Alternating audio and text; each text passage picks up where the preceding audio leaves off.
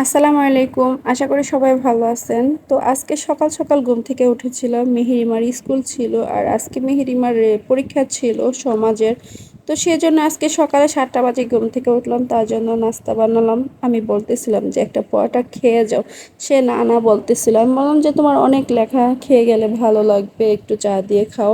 আসলে ডিম পোস্ট কোনো কিছুই খেতে চায় না মেহেরিমা। তো আজকে বাসায় আলু ছিল না আর সময়ও ছিল না, সেজন্য আর ভাজি করতে পারিনি। তো কলা ছিল বাসায়, ভাবলাম যে কলা দিয়ে রুটি খাবে আর সাথে চা করে দিই। আমি বললাম যে ডিম পোস্ট করে দিই, বলে না।